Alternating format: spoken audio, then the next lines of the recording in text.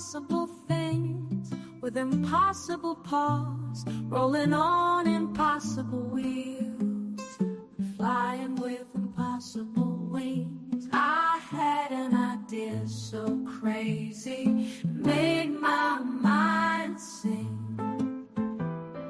One-page extravaganza, one-page extravaganza, one-page extravaganza, one-page extravaganza. Sent it to Chris just to see he took out his art supplies and took me far away in this extravaganza. Feeling so fine. Where's the camera? What am I looking at? I'm like, not camera. Okay, there. Hi. Just like yeah. Looking at myself. We got a special guest today. It's Tristan Demone. That's her. Hi. Yeah. Just to join me in the studio today, we're going to talk about her new book she's working on. Again, still. We're going to get into that. We're going to crack open the lid on that margarine container and the leftovers. I wonder why it ain't buttered.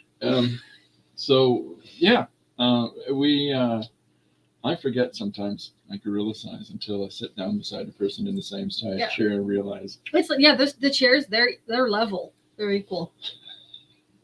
So, yep. See, that doesn't work because now my head's bigger because it's closer to the camera. Let's just even that. Okay, I can just do a low squat. There you go. Back it up. Okay. You can use my desk chair. That'll make you. No, this is fine. I got to work on the. Okay, so welcome to the stream. I've got today's page up. I don't know if I'm going to be able to show the whole thing because, well, you can see it on Instagram and on Facebook and on Patreon. But in addition to that, I've been doing, so it's if the hand show and fits, I checked this, I corrected the spelling error I had on it. You can actually use any kind of glove to make puppets. I forgot the word kind in the little punchline at the end, so I fixed that. But I have been going through older pieces and stuff that I've drawn and done nothing with. Mm-hmm. And I'm putting together a bunch of pages for Patreon right now. Nice. So there's funny, not funny. And airplane, like, so see, these are some of the alphabet book pages. This is one of the earliest books that I did. Oh, that was familiar. Right? And so this is done on tissue paper. Of course it is. As one would want. And I wanted to be a drive, a fly, an airplane when I was a big little girl, banana, boy. It's all about how you read it. And then there's the architect. This is another one of my favorite pages from the alphabet books. Alphabet books an alphabetary is what the nuns would use to teach the common person in Britain to read it all. And this is where A is apple, B is boy comes from in the around classrooms. And there was something I brought you up here to show to you. It'll come to me in a minute. There's nothing more to this page than that. It's just a fun foray into drawing in ballpoint pen is all it was. And there's tape in there and whatever else, And then there's T. You're going to like this one, Tristan. Nothing starts with the letter T. Nothing. I'm pretty sure I brought this up when we had printed this book. I was like, really? Yeah. Really? Sorry, G. Yeah. Susanna says hi. Hi, Susanna. And then, of course, I made a correction on this one because I added nothing actually starts with the letter N. Yeah, that's dumb. I have fun. And then it says La Luna, the moon. La Luna, the moon. It's spelled D-E. Of course.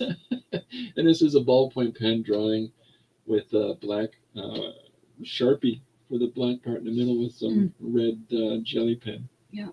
But this is La Luna, and at the bottom it says Pushy Baby. I was going to ask, and I don't regret finding out. And just for those of you that have caught this, there's going to be people who look at this and how can it say at the bottom? Sometimes the humor just lies in the absurdity of it. That's my wheelhouse. Yeah, because a lot of jokes have formulas. There's like a setup, and then there's like the middle bit, and then the punchline. No, it's just pushy baby. Demone, pushy baby. Yeah, it doesn't mean anything. Demone, pushy baby. No. It's all about how you say it. Yeah. So you've got your tablet with you today. I do. And we're gonna work on some stuff. Mm-hmm. But is there anything else? You're back on camera again, by the way. Can't stop. I have to keep staring at all the cameras. Is there anything else that you want to chat about? What do you got going on right now? Honestly, in the realm of artwork, nothing. Sort of lack the inspiration. Not true. Is it not? No, it's not. Show the thing you just showed to me on your phone. See, I think things don't matter, and then this guy's like, do the thing. So this is one of the things that I'm always trying to get across to people like Tristan and other creatives is that your creative output doesn't have to be isolated into one specific course, right? Mm-hmm. Yes. That's something that we all do is we look at different productivity with different levels of validity, and it's not true. Yeah. Hey, Marsh says hi. Hello. So because your creative output is broad. Yeah, and it's very broad. Chris Kaluhu, who was on the stream recently, she's the same way. Yeah, I separate my craft from my art, which is probably not a good way to think about things because then I don't value I value art more than my craft. But it's all forms of creative expression. So it's it's only taking 20 years to. So let's put this camera on there. So it's on my phone, unfortunately, guys. I don't know if you could see them. Put it down lower so the flare drops back. There you go. Lower she can go. So this is Mushroom Hat. Yeah. And there's the with the glasses. It's got glasses. You can see he's got little eyes. Boots, little pants. So I make these little guys. This one is all hand sewn. I've made different animals in the past, like octopuses and rabbits, teddy bears, that kind of thing. But I'm trying to go for more of a art doll look than like a toy thing. So he's got felted on moss, little teddy shoes, little wire rimmed glasses. So are you doing needle felting when you put that moss on? Yeah. So that's one of the things that Chris does. Okay. Yeah. I started just trying to combine all the crafts that I do. And the limbs are wired so they'll move around. So I should post some of those on my Instagram so they're not so washed out. But I'll have a show coming up in September, so I'm hoping to get lots of those. Just as Wortley Village? Yeah. Excellent. That's excellent. Wortley Village is in London, Ontario. It's one of the many neighborhoods. And they are fast growing, fast expanding city. Mm-hmm. You know that London and surrounding areas now 600,000 people? I can believe that, yeah. Do you know how many potential boxes of macaroni sales that is? Wow. Brand name or compliments? Oh, I didn't think that through. Yeah, it's different.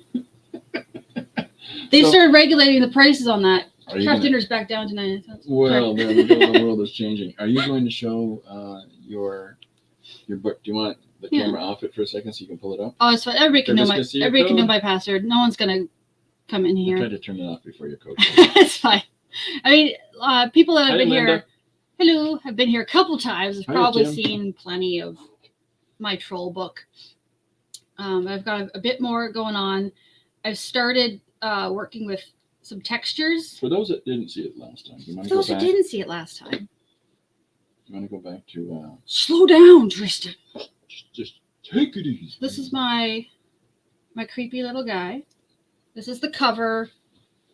Well, I have things on my other computer, but this is what it is at the moment. What am I doing? One moment, please. Okay. Trying to get rid of there. Basically, it's a sinister story about a family that moves into an old house in the woods. There you go. That works. So everything's in black and white. I want it to be very stark, very shadow and moonlight. And an annoying neighbor stops by. And so I've this is one that is in progress. What's gonna happen? I don't know. March has something to say to you. Want to read it out? Oh, I found an avant-garde art doll book at Goodwill recently. Really interesting craft. Yeah, like the Goodwill bookstore. Fantastic for old craft books. Yeah, I really like that kind of thing where it's like you're not making them for kids. You don't have to worry about being safe. You can stick pins and bits of metal in them and stuff, and it's fine because they're for decor. Oh, that's yeah. You know, some parents are going to buy it for the well, kids. Well, funny enough, here's a little scarred little Timmy for life. Here's one I inspiration. Tim Lenz is watching. Sorry, Tim, I didn't mean to pick on you. Here's a bit of an inspiration as to why I've sort of tried to implement more of my different medias into art dolls as opposed to toys. Because at one point I did make toys. I sold them again in Wortley Village. I did really well that year. They were like little cutesy little animals, like Canadian animals, like beavers and moose and birds and like cute little things like that. Like Bullwinkle and Rocky? Yes. Yeah. Sold tons. And then while I was packing up to go, one that didn't sell, I gave him a little squeeze because he's so cute. There were sewing pins inside of it. Uh-oh. And so I'm glad I got poked as opposed to the children. Because I didn't have a lawyer. Well, we'll see how that goes for them in the future. So, I stay away from the children. But funny enough, there's a theme here. Something's going to happen to this kid. I don't know. The shadow is very menacing. I swear I don't hate children. But Tristan. But this is what happens. We'll believe you. But while I was dragging my feet on finishing this, the layout for text and stuff is going to be happening elsewhere. These are just placeholders. So finished pages are set. And then I just have to finish inking the rest. But part of the reason why I'm dragging my feet on this is because I keep coming up with other stories. I keep writing more things. See, that's the challenges to when you're trying to maintain the flow on a project that you're on. You're always going to be distracted for other projects. I'm notoriously bad for that, which is why one page is real help. Just keep pumping them out. One page stories is a really good way to basically contain me. Yeah. And because in addition to the one page stories, I'm doing other, shorts and other projects constantly. It's just the one page story thing is just the routine of that. Yeah. It allows me to jump from left to right to left to right, Yeah. It almost makes you want to just write these short stories, like a couple sentences, and then let other people draw them. Well, that's kind of what I'm doing for other people. Yeah. Well, yeah, for the one page, but you take their idea and you make it weird. Well, it's Wednesday. But is it Wednesday? Oh my God. It's Friday. It's Friday. That's weird. It's Friday, guys. But other than what I was talking about before, I'm new to Procreate, so of course So Procreate is a program you're using. You're working completely digital for these pages. It's basically Photoshop for an iPad. Yeah. But I'm fairly new to it, so of course I decided to draw the whole thing in it. Now, are you feeling Procreate over Photoshop, having used it for years as a graphic designer? I find the newest versions of Photoshop, I find they work basically the same. I like drawing on a tablet. I see. More than drawing with my mouse. Marsh says this book is looking cool. Nice work. And Friday's the new Wednesday. Friday's the new Wednesday. That's true. And being unemployed, that is how it be. Oh, is that right? But anyway, what I was trying to say is I've started using a bit of texture, some of the brushes. I don't want to join your hotspot. To kind of set little panels apart. I'm not going to. I loved your high contrast. Oh, thank you. Yeah, that's what I'm hoping to keep that. But there's a couple panels I want sort of a smoky effect, and it looks like there you go. I'm always putting brush strokes where they don't need to be. I like this smokiness. So I'm just trying to bring that into a few panels. Like it might go on this one too. There's a little suggestion of a giant troll there. So unfortunately, with the camera, the value shifts are even stronger. Yeah. So when you see it on the screen of the tablet, but unfortunately when it's the tablet's recorded, it doesn't. Like that one's pretty good. Mm-hmm. It's a bit less, a lot less going on in this one. So The symbolic red bouncing ball. Yeah. Yeah. So that's where I got. I drag my feet a lot on when I have to draw. I like figures more than like technical things. Like I will never not be proud of this house. It's a great house. Because that was painful for me. But houses can be tough for folks. Mm-hmm. So the yeah, nice thing about postmodernism is that every house looks the same. Yeah, exactly. Just a cube. And a box. But yeah, so basically this book has existed finished in my brain for a year now. A year? I had a little one of those Facebook memories pop up. It's my 1 year anniversary of the first page. Do not ever look at those. Right? They're like, hey, do you want to remember all your pets that died? Here you go. Oh. Wah, wah. So I like to come on. Well. I like to come on stream once in a while, and I get a good burst of inspiration and feeling productive. It's great. Creative energy. Yeah, basically. Yeah. So, do you want to grab the gold book that's over there? Gold book. Gold book. I'd say that's more of a. It's gold. A silver to copper gradient. You just slow down. So this is the secret book, the idea book, and we're gonna pick a new one-page story idea for today. Do you want to work on the book? Or do you want to work on a one-page? I'm gonna do a bit of this. Okay. Until I get bored. It's just so. I'm gonna work on this until I get bored. And then I'm just gonna leave. It's so declarative. I have a cookie. So I have a cookie, I have a drink, and I have a will to make some more. Yeah. Yeah. So creatively, do you want to tell people all the different endeavors that you do? Oh my goodness, you're gonna make me memory Words banks. are hard. What do I do? Oh my god, what did I do? You knit? Oh god, goodness. See, that's again, my brain is thinking, I haven't painted anything in a while. I don't know. But yeah, yes, all the things. So knit, crochet, felt, spin yarn, weave. So what else have I done? I've dabbled in polymer clay. Not my favorite. I get a lot of hair in it. I have a lot of pets. Not my favorite. Not my favorite. Resin. I was big into it for a while during the pandemic, like a lot of people were. You were big into what? Resin. What is resin? Is Basically, wax? Bringing more plastic into the world. Oh, lucky. Yeah, right. Not in glitter, basically. And I do acrylics on occasion, sort of folk art type of deal.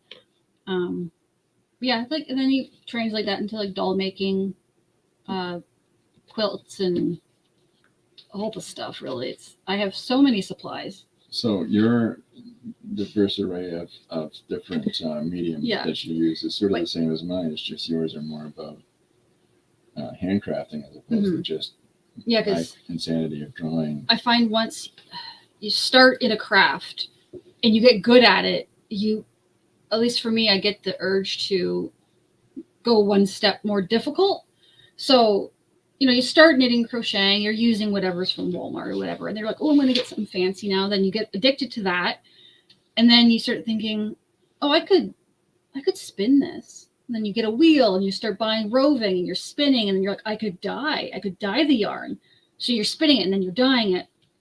I mean, the next step after that is buying a sheep, but I live in an apartment, so I can't do that. And that would be a bad idea. You're fired.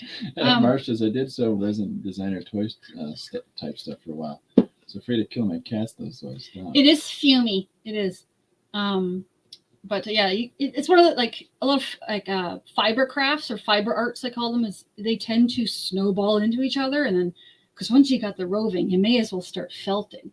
Then there's wet felting. There's tapestry work. You could do. I can't remember the name of it. What's wet felting? Is that like felting you do underwater? Kind of, but no snorkel needed. because it's just your hands in the water. There's types of felt that you do on silk scarves. It's like a whole thing. It's the same thing with like traditional art. You start with pencil, then you go to marker, and then you're watercoloring. It's just like each little bit. So it's like I do everything, but it could be that, or it could be just being, you know, imposter syndrome. But I feel like I'm not great at any of them, except for knitting, I will say. You think you're great at knitting? I think I'm great at knitting, yeah. I have a very special torture that I do to Tristan each year. And that is I buy her a new craft for her to have to do. Yep. I have a little crocheted Little Mermaid. Do you? Sitting. Oh, you actually did one. From that kit. It has all the patterns, but that was the supplies that came with. Oh, it only gave you enough to do one thing. Yeah. But it's like a little cute little doll sitting on my, because that's another thing is the amigurumis, if anyone's ever looked at those, which is crocheting little critters. And you can do so much with that. But again, snowballs. I give you the one thing was patterns for finger puppets. Yes. I think it was Harry Potter, wasn't it? Oh no, it's Magical Creatures. Oh, was it Magical just Creatures. Yeah, that one was fun. But the most recent snowball that I've acquired is a knitting machine, which weighs about 75 pounds. Jeez Louise. And takes up 4.5 feet of my apartment. Oh my gosh. And it's from 1985. Oh, okay. So it's older than me. But so it's at least it's not a loom. Oh, that's the thing. It's like that's the next step. I mean, like, you know, if you've got an 8-foot loom in your living room, you're like, I make my own carpets. Like, yeah. It's just that's where it heads. It's dangerous. Like you feel like whole level. And part of me, the more I speak things out loud, I'm realizing that might just be an ADHD symptom. Oh. I can't be content with one. I gotta keep moving, and nothing gets finished. So, you know, that's fun. It could be worse. It could be far worse. Crafting is a mental illness, you know. Oh, is it? Uh-oh. We shall see. But I'll tell you on Tuesday. Yeah. What happens on Tuesday? More crafts. Yeah, it's like people ask me, it's like, oh, so how's our blanket coming in? And you're like, what blanket? Oh, the blanket from 3 months ago. I'm felting a hat now. How's that blanket? I'm making a sweater. Yeah. I have half a sweater on the machine. I got knitted frogs with no legs hanging out on my couch. You know, I got stacks of half-finished acrylic paintings in the closet. It's like a whole thing, you know. You know, gets that sort of eclectic vibe in the apartment. I have no idea what I've been doing this entire time. Orb. Yeah, no, I just started fiddling around and I was trying some different things and I'm like, none of these are working. Mm-hmm. Yeah, you're gonna let me yap there for a while, dude. Oh. Well, you're doing all right. Oh gosh, what am I doing now though? That's the thing is I can't figure out what layer things are on. Uh-oh. Is that the right one? Yeah, that's the one. There we go. I figured it out. The world turns once again.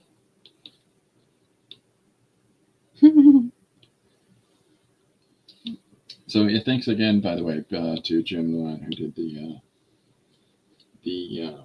theme song. Oh yeah, that was great. That was kind of a surprise, huh? Yeah. I was like, oh, Chris is making me listen to his weird music again. This is heavy metal played with banjos. Oh man, anything with a banjo in it, man. I need banjo covers of everything. Oh, is that right? I just love a banjo. That's your. Oh, when that starts coming in, I'm just like, damn, yeah.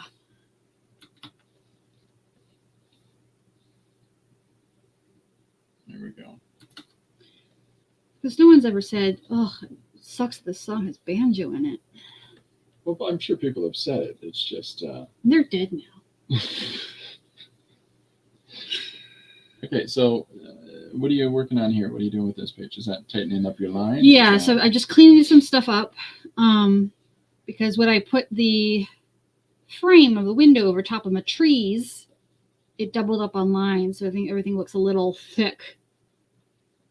And also I find like, I like just changing up the lines a little bit so it looks a little less like it was drawn with a digital pen. But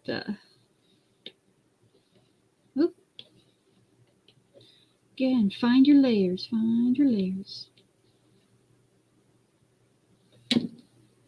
Oh, there you are. Okay.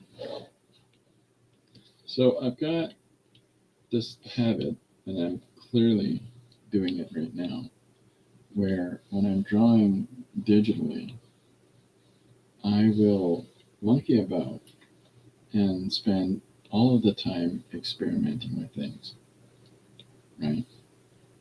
Like I'm putting down this pattern here on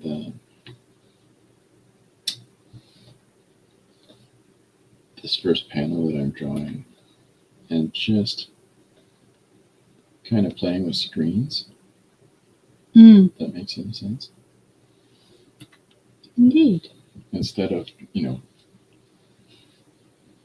using a specific drawing tool and then sorting it out afterwards. No, I tend to just immediately get into being properly messy.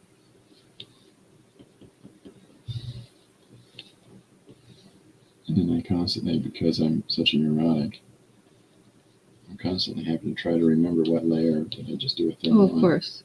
I'm always worried about working non-destructively, but I have so many layers. And I'm like, okay, why is this window on 4 separate layers? It's one window. Oh, I see.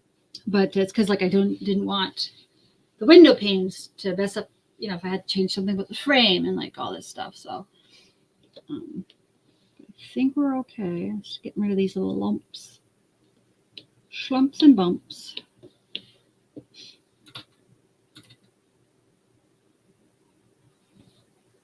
Maybe I'll do something a little more interesting. Let's see here. What do we need? This one. I'm clearly not as capable digitally. Oh, I always feel, shush. No. I always feel when I'm drawing digitally, I spend half my time just monkeying around. Mm-hmm. Well, I like the part of the reason, or the big reason I like digital is that you don't have to commit. So it's like, oh, maybe I'll try this pen. And you're like, actually, no, I don't like that pen, but I like the way I colored it. So just undo that and use a different pen. And if you're doing that, traditionally, you'd be going over and over stuff or new paper, that kind of thing. So yeah, that's true. But that also it kind of gets you lost in trying all the different pens and stuff like that. Okay, I've decided to make this page just our little friend here. You kids and your fancy drawing. Oh, that's my note. I made a note at the top here to tell me what is it that I'm drawing. Well, it's Jim. Hi, Jim. Jim, we played the song that you produced at the beginning there. Mm-hmm. Very good. I feel cool with the kids right now. By kids, I mean me. So Tristan, you're working on Procreate so easy. I made the download, but I confess I take a look and never do it again. I don't know if I'll ever do that, but I think I'll play with it again. There you go. You've inspired Susanna. That's fantastic. Yeah, it's one of those things where it's like, it's definitely not like if you didn't pick it up, it's not like you're getting left behind by technology or anything, because there's lots of. Well, there's so many other programs that are the same as, but far more economical. Yeah, it kind of just depends. Like if you're a tablet person, like I like this. Some people have the beefier tablets that have different programs on them and everything. But start small. I think we don't need to clean up that shadow. Well, maybe. Because shadows don't usually look raggedy, do they? Shadows of Raggedy Ann's would. Hey. Just saying. Just saying. Just saying. What exactly are you saying? I'm referencing something from my childhood. Oh. Yeah, how was the Great Depression? Oh, it was exciting and lively and happy. I don't know why they titled it what they did. Yeah. They're just gatekeeping, you know. It's great, but I was a huge fan of Dust. So there's a book called The Black Monday Murders. It's by Tom Coker and a writer. I'm terrible that I forgot the other person's name. And what it is about is that all of the financial industries and major corporations are all involved in the deal with mammon. And so when the stock market crashed, and all of the stockbrokers were, unfortunately overreacting, let's say. What's the idea that's put forward in the book is that now they're, offerings to balance the scales. So there's this whole thing about these evil, corrupt deals with basically like the devil. And in order for these people to have economic prosperity, and something happened that threw it out of balance in the 1930s, and so that's why the stock market crashed. It's a really interesting book, anyhow, but very dark. Mm-hmm. Interesting. Just really doing a bit of this first here. So the other day, I was going to Home Depot in order to pick up some stuff for the deck I'm building, or the front porch I'm sort of building, and all I could do was hum the theme song to the drum producer there. And I was like, what are you humming? I went, one-page extravaganza. Oh my goodness. So I've got all the pages picked out, and I've gone through all of the original pages that I have left. I was realizing that I don't have a bunch of pieces now of the original art, and well, I kind of knew that before, but you know what I mean. What did you do? What did you do? Sold some. All right. And so as I was putting together the next volume that's coming out, I've got everything all set up for what I'm going to scan and the titles of everything. And what was the suggestion? And there's a lot to go into each one, right? Mm-hmm. But it's on its way. And I figure if I can keep on this momentum, I should have the third book out by September. We should be able to get home by Christmas. It's only if you click your heels. So yeah, I should have the third volume out by September, and that I've got it laid out for a multi-page, one-page story, and I've got it laid out for a portrait format, one-page story. Nice. It's gonna be cool. Yeah. So would you say that there's any specific tricks or approaches that you take when you're drawing on Procreate as opposed to traditional? Let me think. I definitely I tend to do different amounts of I don't know how you call it, but I do like the rough thing, and then I layer everything on top. Yeah. So I'll rough it out, and then I'll do color blobs, and then I do like finer inks, and I keep just refining it. Whereas in traditional art, I find I tend to erase too much. Oh. So like this, I mean, that being said, I'm erasing right now, but this is different. This doesn't count. It doesn't count. yeah, I find it's kind of helping with the habit of needing everything to be perfect the first go, which I'm really bad at. But yeah, I'd say not too different in how I think about things, but just sort of the methods that I refine things with.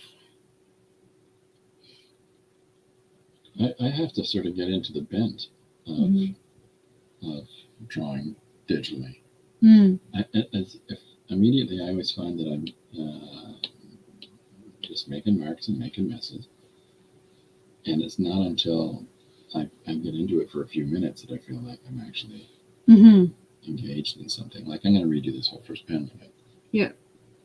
Because I don't like it. You just find on paper, like it feels different. So you're like, just going right in on it. Yep. Yeah, I think that's a fair way to break it down. Break it down now. Break it down. Potato. I'm pretty sure that's how that song goes. MC Hammer's a bus driver. Good for him. He drives a bus in Detroit, apparently. Good for him. Yeah. Economic challenges there. We invested with the wrong people and taken advantage of. But he keeps on. Yeah, there's one thing I learned from MC Hammer's Behind the Music is that money never runs out. Jim says. Oh, we got a little private chat over there? No, Jim's got his work up on the animation channel. Oh, nice. That I'm going to direct people to. Nice. I want to support anybody I can in these different,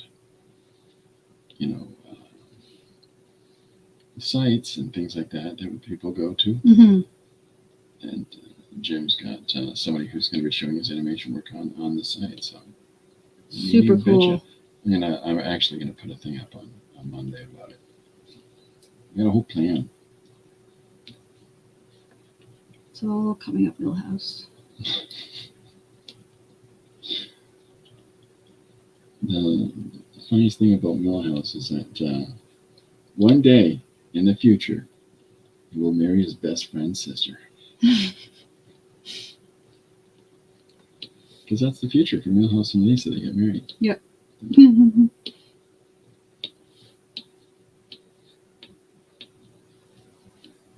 So I'm drawing Dave Bowman right now. I thought if I'm gonna the suggestion for today is humans make AI depressed. So I'm doing Dave Bowman. It starts off with Dave, why do you have to be that way? What's the problem, Hal? You know. Oh, you humans are infuriating. It's just gonna be, Yep. Dave is bumming out Hal. The whole reason for 2001: Space Odyssey is the additional scenes that were edited out onto the floor of Hal's constant frustration about Dave trying to cheat at chess. And many other hits.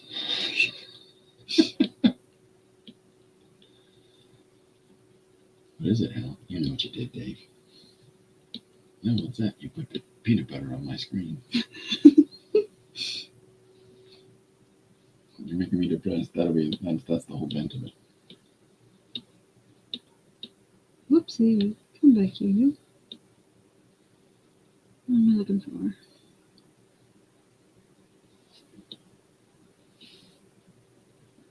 Oh, that's what I was looking for.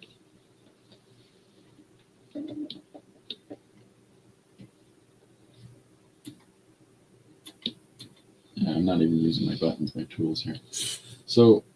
So with you've been coming to the Comic Jam since we started it. And do you find that with the Comic Jam, it helps you to? Is there anything that you glean there, or is there anything that you find has benefited you doing something like a comic book jam? Yeah, it definitely.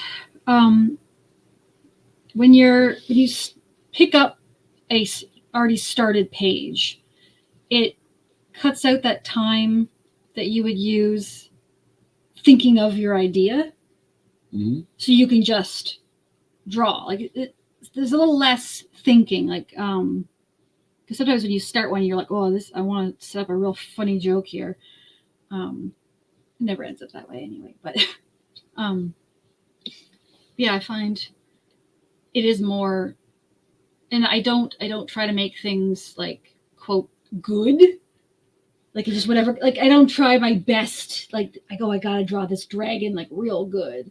It's more the flow of the joke and getting someone like getting ready for the next person. Should we explain this a little more clearly? Yeah. What we do with the jam? Let's do that. Do you want to do it? I can do that. So if anyone's ever played Exquisite Corpse, where it's a game where somebody starts a section of a drawing, folds the paper, the next person continues it, not knowing what the top image is. So in Comic Jam, you get to see it, but somebody starts, like they do a setup, they'll start one panel and say it's a talking flower, and he says, oh, it's been so great.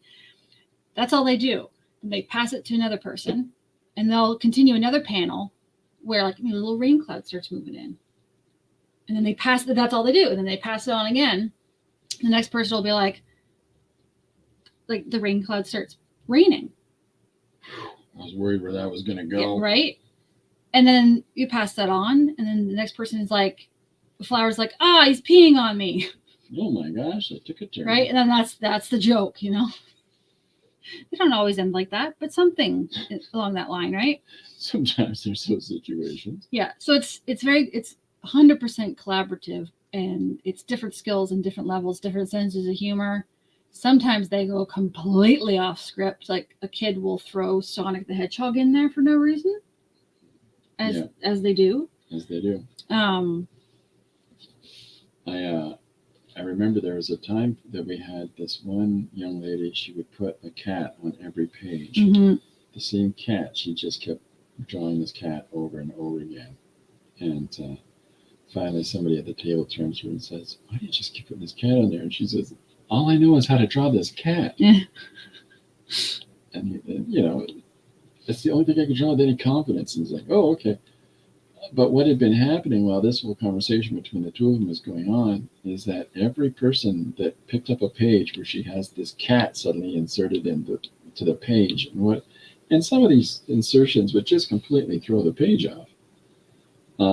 But what these other, people at this table started doing was figuring out different ways to dispatch this cat, and it became this 1 month of just horrible. Horrible pages. Cat-based demises. It's I remember one that somebody detonated a moon, because the whole story is about this moon, and it became Cat on the Moon, and then because this person had already tried on a couple of different pages to dispatch the cat, as it were, with the moon page, they just I got to make this. We got to do this right so that we can stop having to do this. And so they blew up the whole moon. It's not going to change anything. She's going to draw a cat on the next page.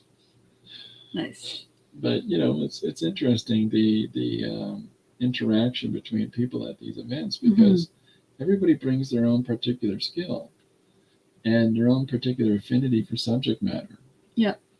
And so you have to work with that. You have to try to maintain some type of continuity. So whenever I'm drawing on one that, because it's an all ages event, we'll have a lot of young people come out.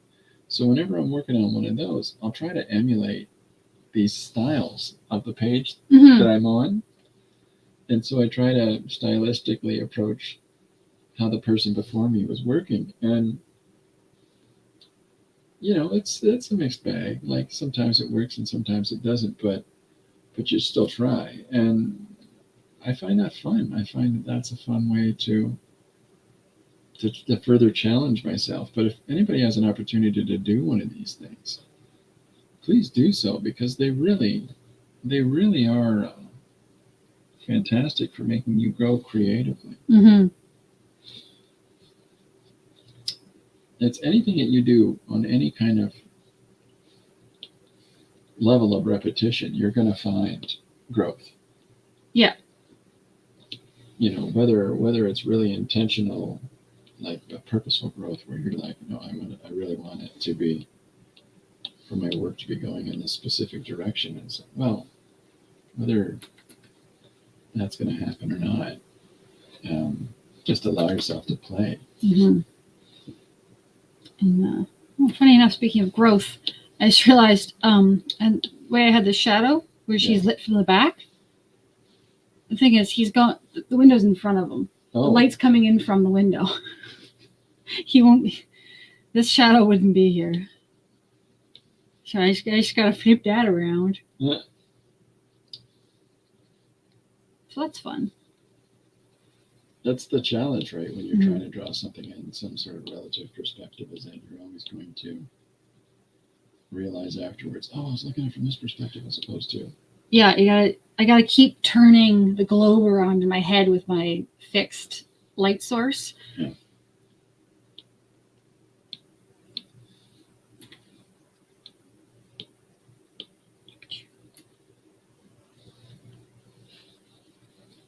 Finding all these little.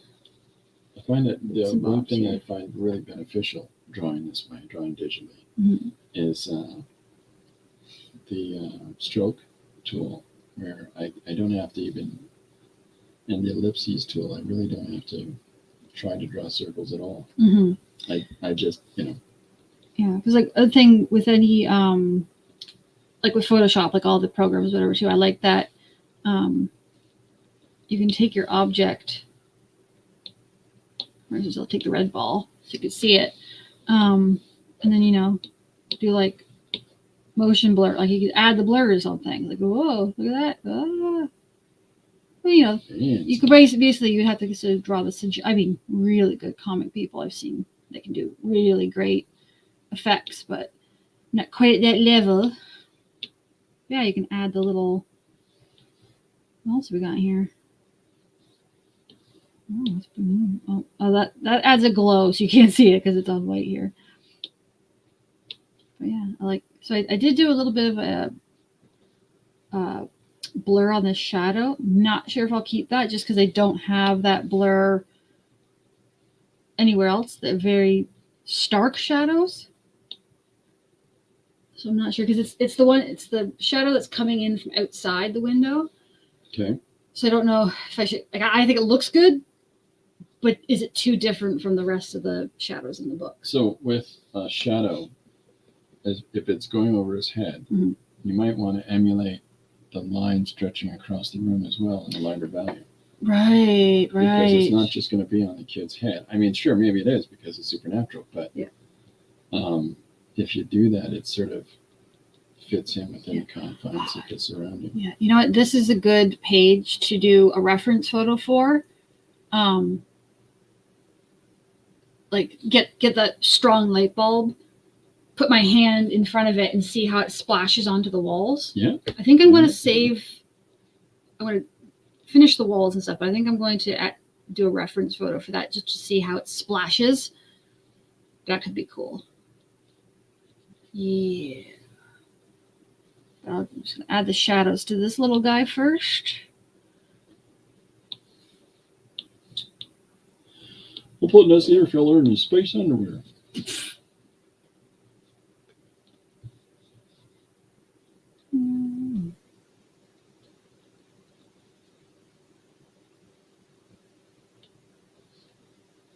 I've been listening to some videos lately about process and active creation by a couple of different longtime writer-artists whose work I appreciate. In the last couple of years, we lost Keith Giffen. He passed on. And Keith Giffen is this monumentally influential writer and artist. And, you know, he's just this fantastic talent. Like, he created Contemporary Blue Beetle. He created, he's one of the people involved in Lobo.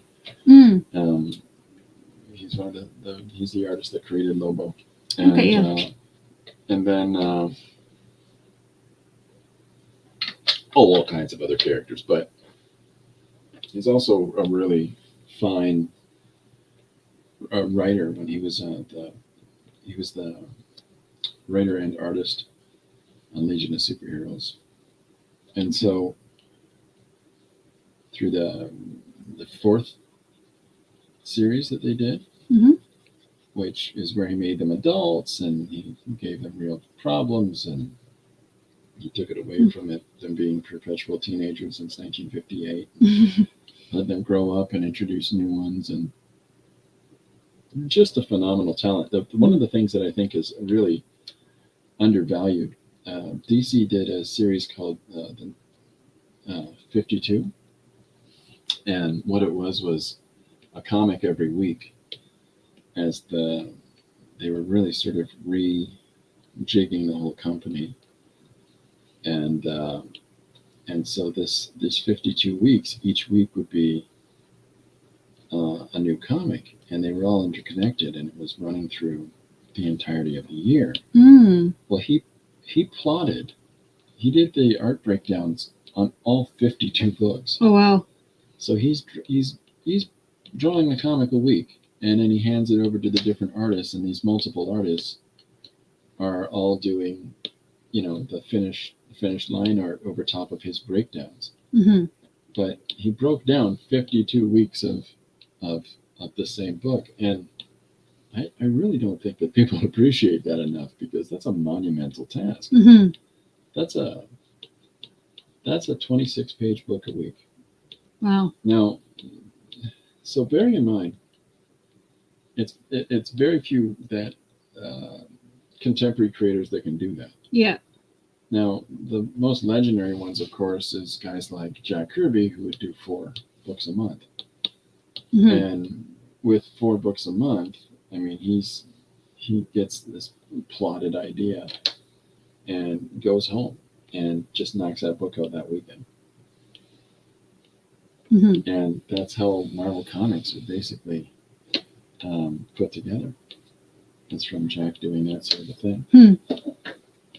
It's pretty interesting, but yeah, kind of daunting when you think about it.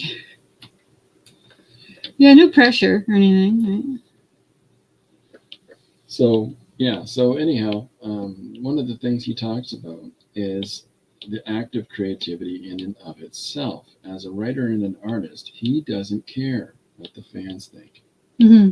Like, how do you feel about, the response of some of the fans and some of the things they do or don't like and projects that you worked on? He says, it doesn't matter. Mm-hmm. He says, you're working for you.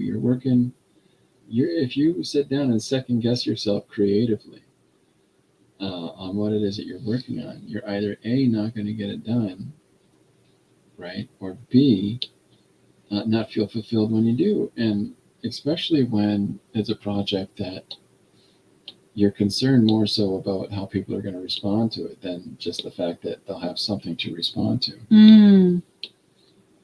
So I found that very interesting, because I've watched this video before. I just decided to rewatch it. The name of his podcast was I'm Not Dead Yet. And he got 4 episodes done before he passed away, because he knew he was sick, right? Mm-hmm. But it just sort of shows you the guy's sort of sense of humor. Yeah. It's some of the stories that he talks about in these interviews about, where carting a bunch of turtles, picking a bunch of turtles up at the airport to bring him to a zoo that he was working at. Somebody pulls out in front of him, and they go spinning their car to the side, and the back trunk of it opens, and the turtles all go flying out. And turns to this giant calamity on the freeway, and he's just standing beside the police officer going, there's nothing we can do right now, and we feel terrible. And this is what he's talking about. This is one of his anecdotal stories that he's referring to as he's talking about, so how did you use that in making comics? Yeah. He's like, you gotta have a sense of humor. For sure. That's the takeaway from that. Yeah. Life will cause you trouble. You just gotta have a sense of humor. So, Kathy Brooks has joined us. Hi, Kathy. Hello. It's Kathy here. Joining late, you missed all of the secrets. You said so much. We told the secret to that potato salad.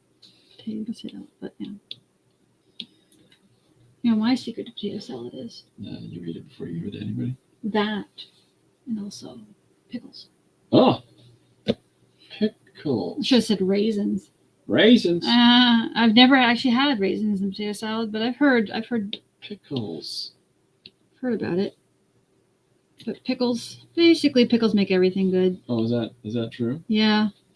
Let's see, I'm missing out. I had cataract surgery on Wednesday. Oh, glad you're healing well. I remember a couple of family members getting that procedure done. Oh my goodness. It's great because now you can see what we're doing. That's yeah, I'm glad you're doing okay. Yeah. That's something else.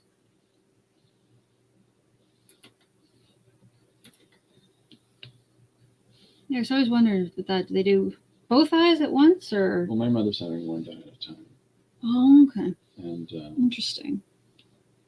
I mean, they want you to be able to function. and do Well, yeah, something, especially unless if you- somebody's going to be Yeah. actively Driving you around and stuff. finding exotic soups. Oh, can you imagine?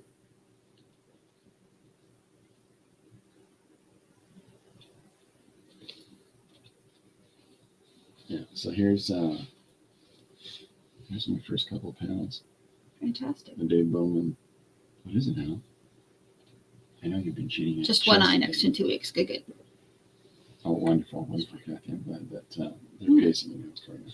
And I would like to highlight how much Chris got done and the effect that I got.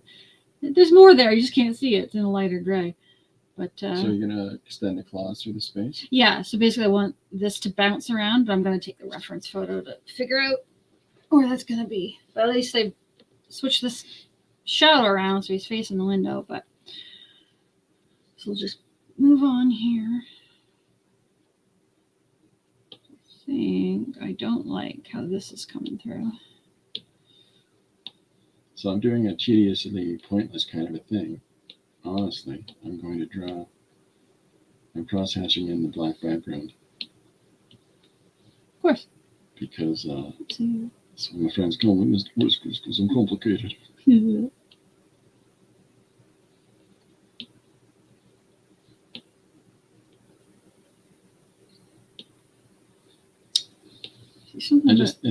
Just try to keep that flow of it. Mm-hmm. That flow of it going. So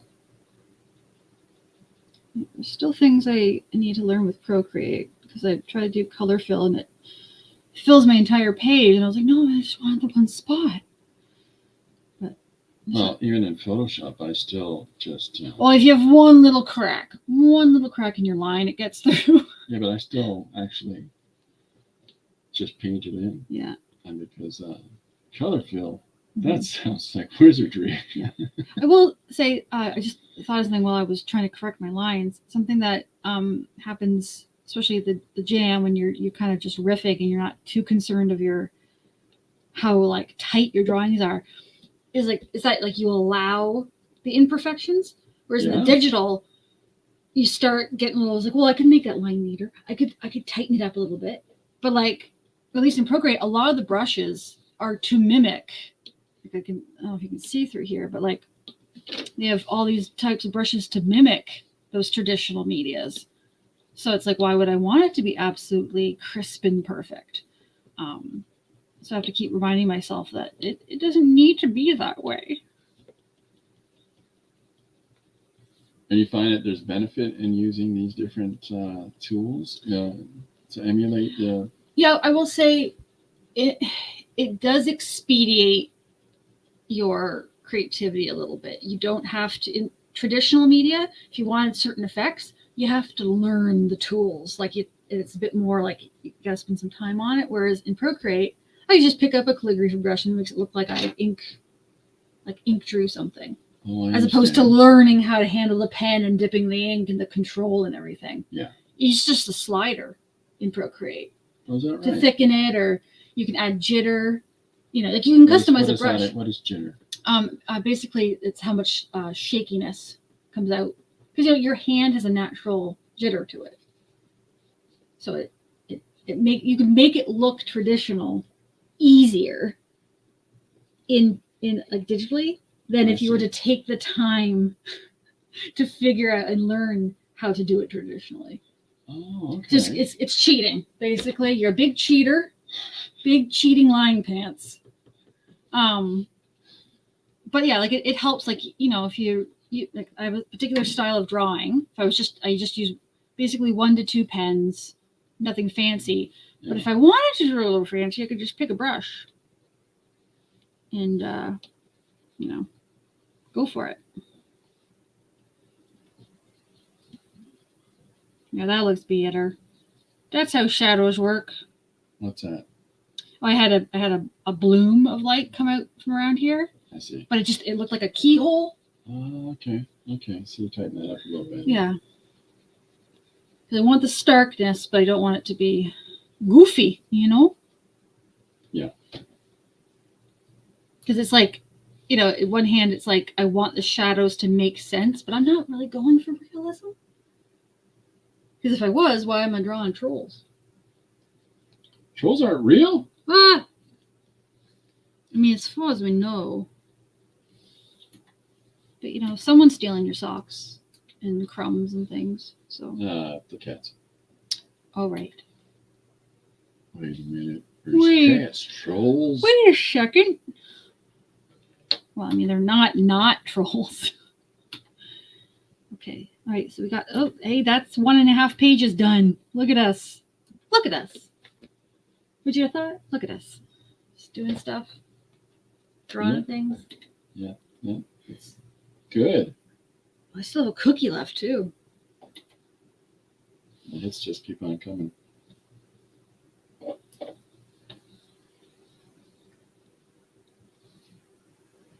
Just gotta check my social medias, guys. So is anybody here prefer, this might be a fun question for folks. Does anybody here prefer digital or they prefer traditional ways of drawing? Like, is there anybody that has a real preference of one or the other?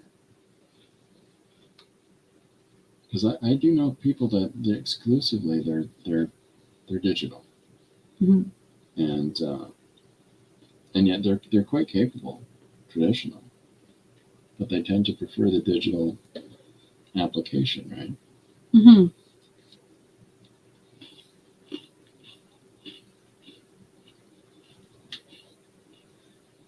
Like, I know Doug draws his books digitally. A friend of ours, Doug Rogers, has been on the stream before.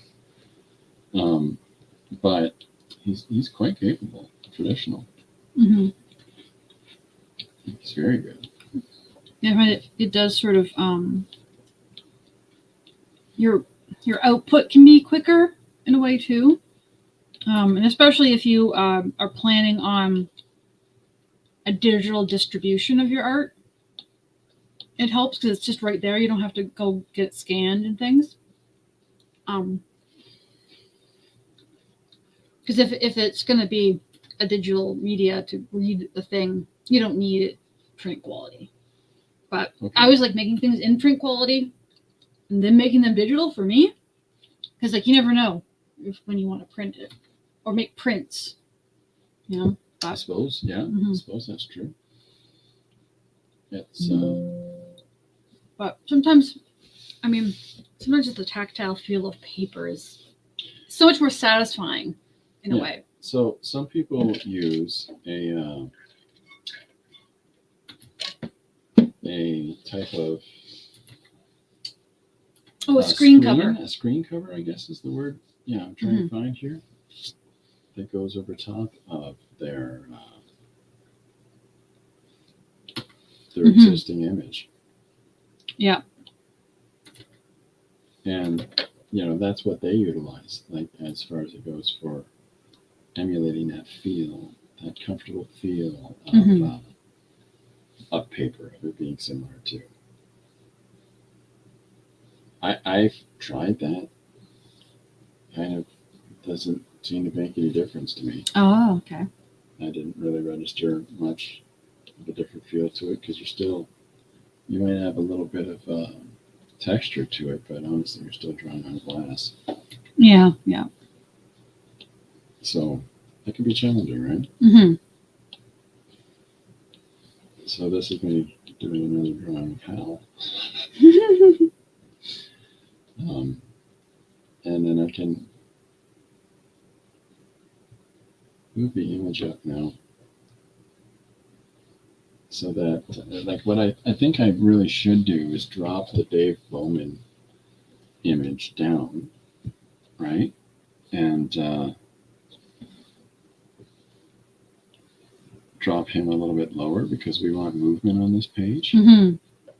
And so I think I need to try this. I'll go about lowering this panel. Okay. And now there's some progression here. Right? Ah.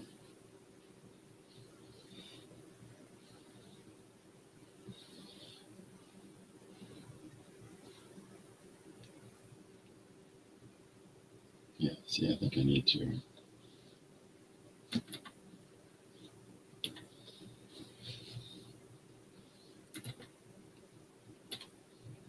Move that over a little bit. Okay. Yeah, so now I just come in after I use this framing tool and there. So there's the Hal drawn in again. Nice. It's like, how many fingers do people usually have again? 6. Maybe for a 6-fingered man. I don't know how many it is where you come from. But yeah, so this That's is a hand, right? So this is how it's, telling Dave he's a jerk, basically. And you're kind of a jerk, Dave. It's not very nice of you to say that, Hal. I'm sorry if you don't like it, Dave. You just have all kinds of fun with it. Oh, it's because I was on eraser. So I've just copied my own drawing of Hal.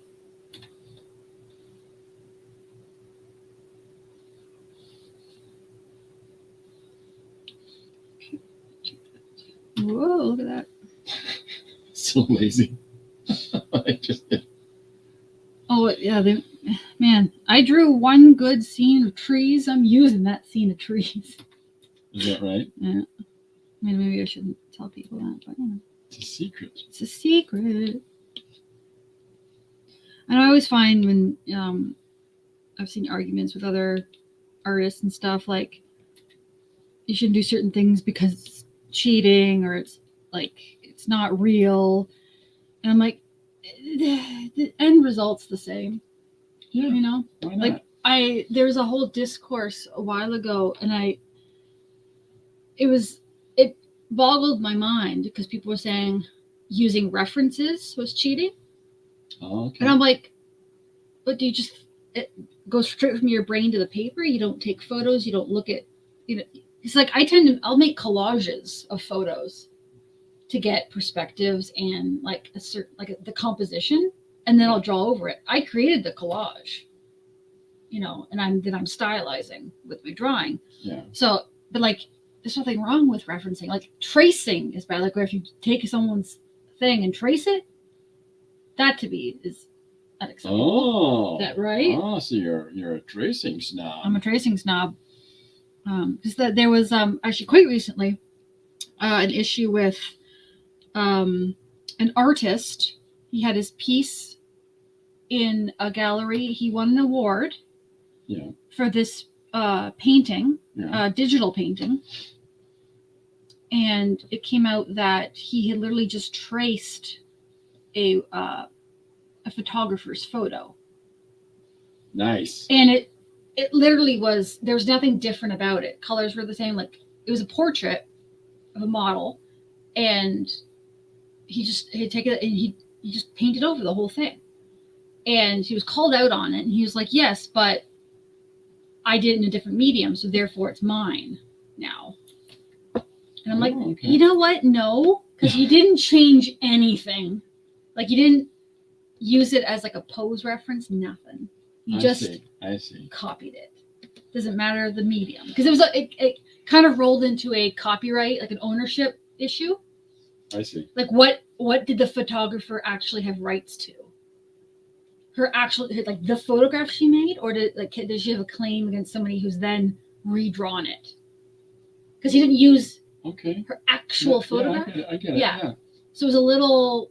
I think it's unethical, but in terms of copyright law, I think you're fine. Well, I think you should be okay. Yeah, but ethically, as an artist. Well, this is the thing, is that inspiration comes from all kinds of places. Oh, yeah, inspiration is fine. Right? And you're going to figure out how to do different approaches to your work, and you're going to figure out how to do, you're going to find different methods to put together what the end result is for you, and that is the thing that you're drawing that you want. You want it to be a successful image, and you're going to utilize reference, you're going to do things like that. Tracing somebody else's picture, I don't know, maybe not, but at the same time, I'm sure that somebody will try to validate that to some extent. By that means, when you see people painting Roy Lichtenstein's fighter plane on the side of a building, as a spray painted airbrushed thing, well, is that legitimate? Is that fair? Yeah, like, is it different if you use like a Renaissance artist's work in your work, or like it's like an older thing or something? Well, I say Lichtenstein because I think he's still alive. Okay, but it's a bit more of established in the popular culture, like it's already there. But people are going to do things with existing created projects. Yeah, like somebody designed the Campbell soup cans that the Andy Warhol turned into prints. Yeah, see, Andy Warhol, that's a good example. Somebody designed those soup cans that he just printed over and over and over. That is, to me, that's a really almost perfect, basically perfect parallel to that like the very modern issue, because he just called it modern art, changed the color palettes, repeated it a couple times.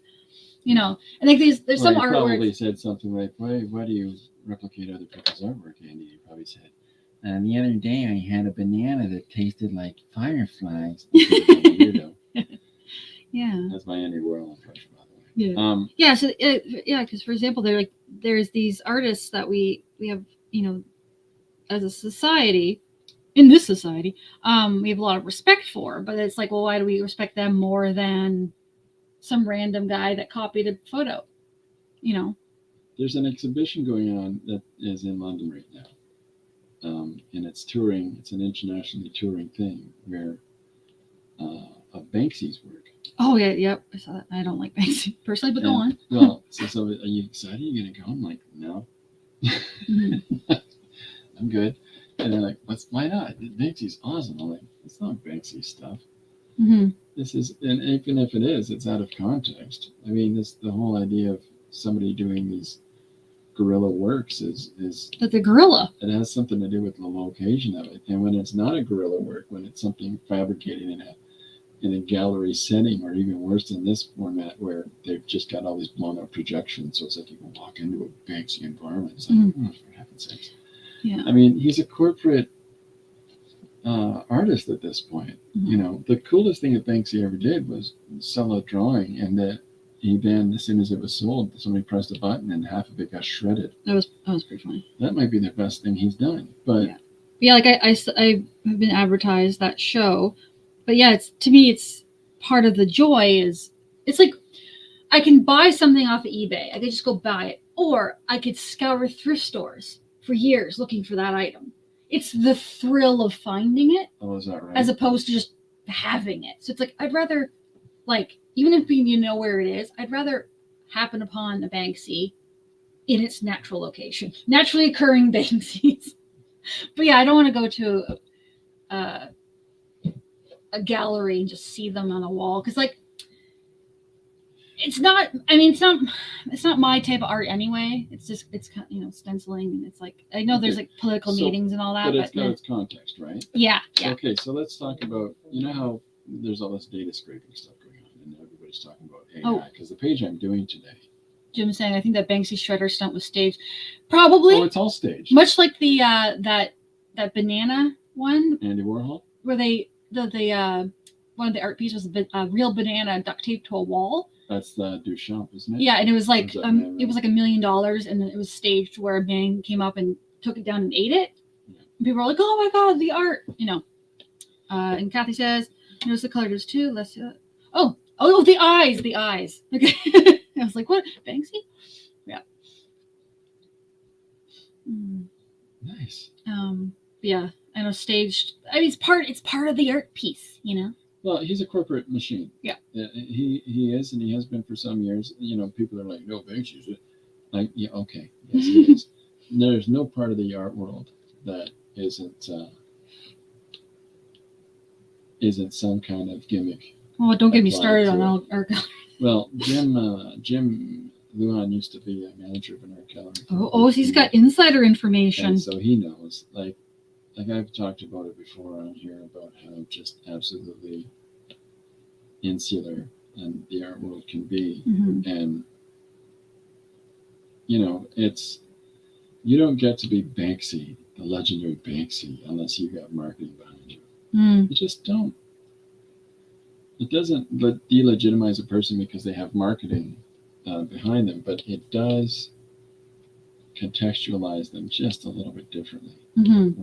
When you think about, he's this great rebellious. No, he's not. Mm-hmm. There's an artist, Shepard Fairey, I think his name is. He's the guy in the States. Is it Shepard? Maybe Jim or somebody could correct me on this. Is it Shepard Fairey that does the Obey stickers of Andre the Giant? There's another like stolen for a sticker. Yeah. I think that's his name. Anyways, he's out there. He's marketing it. He's got the prints going. He's got the marketing machine going for himself. It's great. Mm-hmm. But Banksy's a product. There's nothing special about what he's doing compared to anybody else in that sort of world. It's just the art field has decided that he's the darling one. He's the one that is going to be focused on because he's a product that they can make money from now. Yeah. And as soon as the machine figures out how to make dollars off of your product. Mm-hmm. It's always just like, is this good art or is it just marketable? Well, there's times where you could tell the difference. Mm-hmm. I mean, there's always times where you can look at something and go, yeah, okay. Like there's a big sensation here in Canada about an artist that, the sensation was he was doing stuff based on Aboriginal rights, and he put Trudeau Jr. on the cover there, or on the painting, in order to have him submit himself to punishment for all of the crimes done against Indigenous people. Mm-hmm. And, it became this, we got to look at this person's work. They've got their finger on the pulse. Mm-hmm. And it was adequate. He's an adequate artist, but a lot of his paintings are done by people that he hires, students that he hires in his studio. And he's just a person. Right? Yeah. It's just we can market this, and so all of a sudden his paintings were all this value applied to them, and then all these galleries and all of this funny business, and so they realized that he's a little bit eccentric and got accused of all kinds of behaviors. That I don't know if those proved to be true or not. But it's still just a person. It's not. This problem with marketing art as product is that it's still made by people. Mm-hmm. And that's a challenge. We're on another Dave Bowman. Realize I can't tell which way this guy's supposed to be looking. So, I mean, here I am using characters from 2001 in this page. Yeah. Right? I don't know the 2001.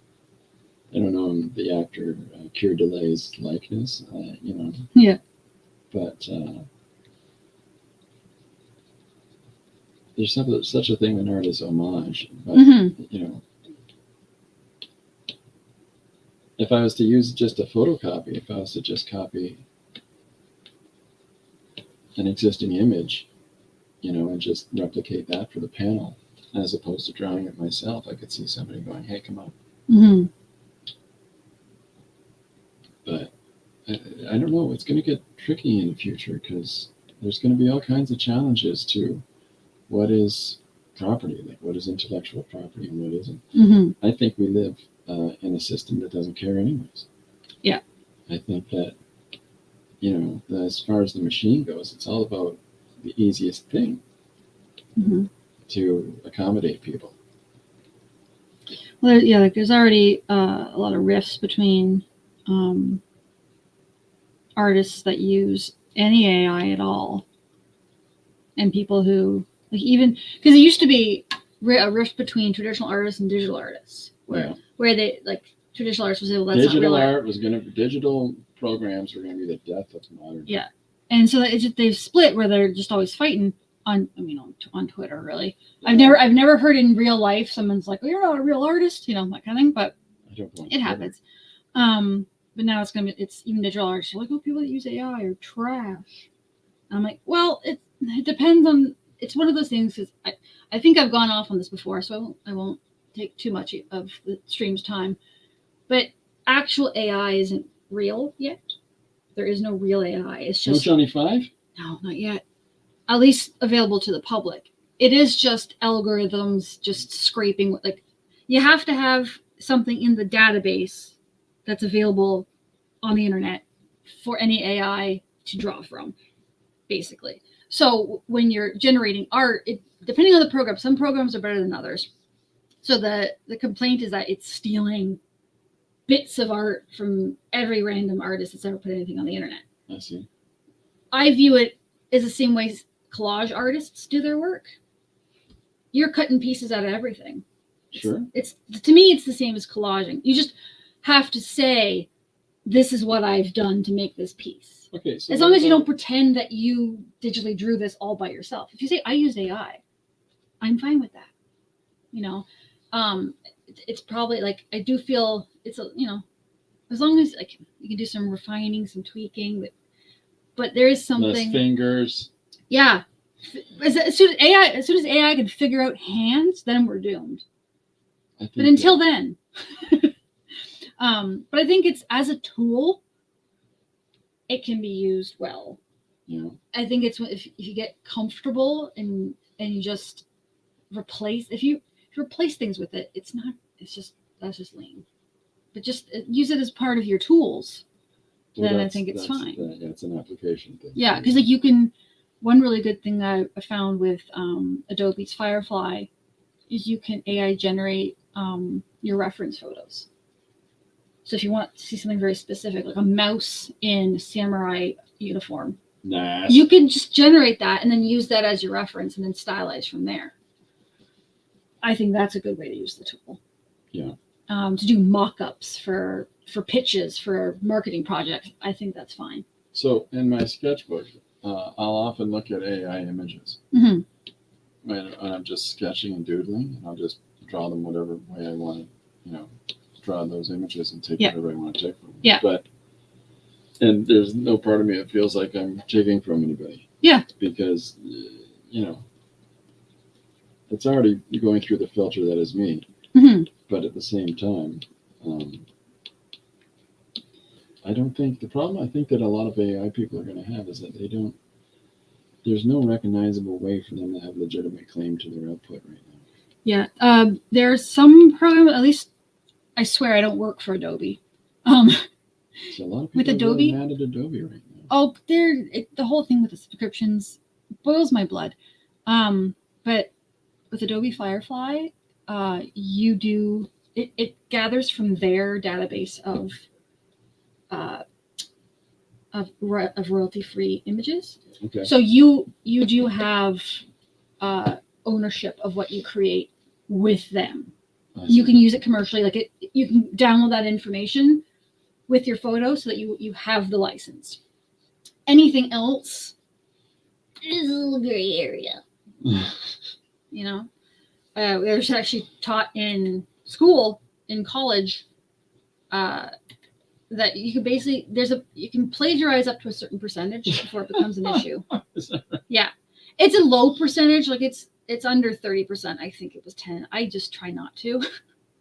But yes, if you're going to take an element of something, you got to tweak it enough. That's why, like, if you've ever downloaded a font and looked at its README file, it will tell you what you can do with it. So it'll say you can't use this font for commercial purposes. However, if you wrote your title, just say it was like, I don't know, Bob likes fish. Bob likes fish. That's the name of your ad. You do it in a font, outline it. So now it's a raster image. It's not the font anymore. Oh, okay. You can tweak it a little bit if you wanted, but it depends on the licensing structure. Change it a little bit because you're not selling the font file anymore. Like it's little weird intricacies, but there's some semi-shady ways around things that are, legal. But yeah, like I have some feelings about AI that are negative, but I feel like it's just one of those things you kind of just have to, hop on board. You better like it. And like it, yeah. I don't think it's the end of the world, because it's not real yet, so they're not going to take over. Oh, thank goodness. Yeah.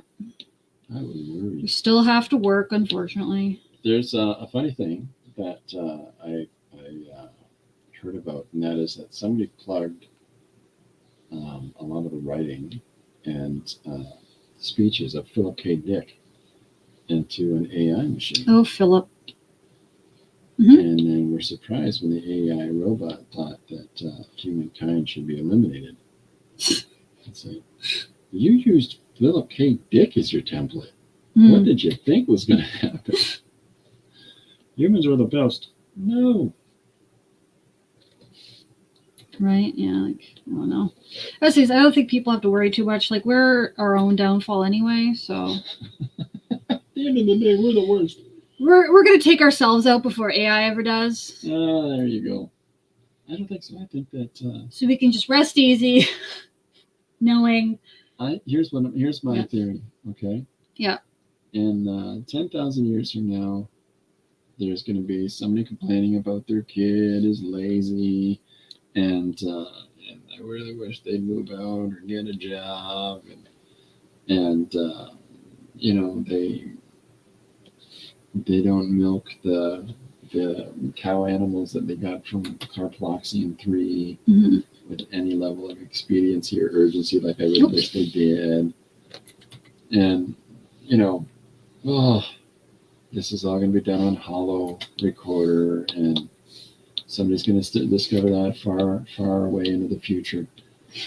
And because the reason that I make this outlandish example of the fact that it's going to be the same off in the future, no matter how complex or whatever it is that we have found cuneiform tablets where somebody has pressed little hash marks into clay and then baked those. And then now we've discovered these tablets of somebody talking about how lazy their kid is, and he really wishes he can get a proper job, and it's the same complaints. Like it's always the same. And that gives me hope. Yep.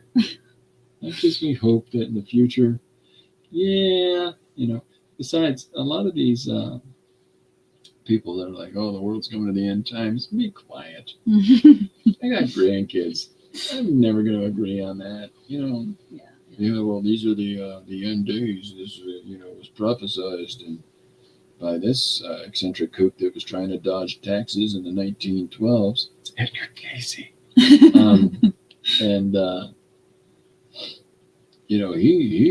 had a dream of Atlantis. Mm-hmm. Yeah, I think that tomorrow is something to look forward to. But I think that all the same problems are going to be the exact same problems today. That's why I like Star Wars over Star Trek. Let's pick a fight. Yeah. That's why I like Star Wars over Star Trek, because, stinks. Like, Star Wars is the, you don't want to be there. Like, what's your job? Oh, I'm a bartender in a seedy pub and this, this backwards planet of dust and serving all these crazy, weird aliens that are always contentious with one another.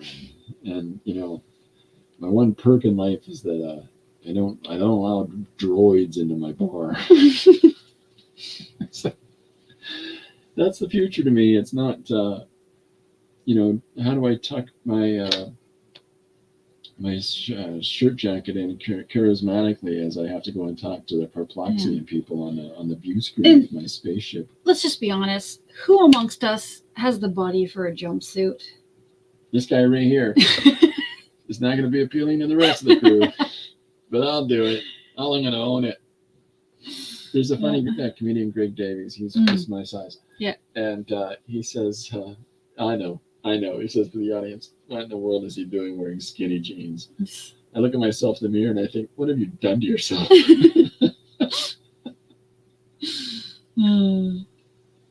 Jeremy Hotz has a bit about that too. He's, you know what you're doing? You're all out there looking at my nose, aren't you? It's huge. You know Jeremy Hotz? No. Oh, I gotta look him up. Okay. Anyways, he has this whole bit about he's wearing these mauve pants. The jerk at the jerk at the clothing store told me I'd be hip.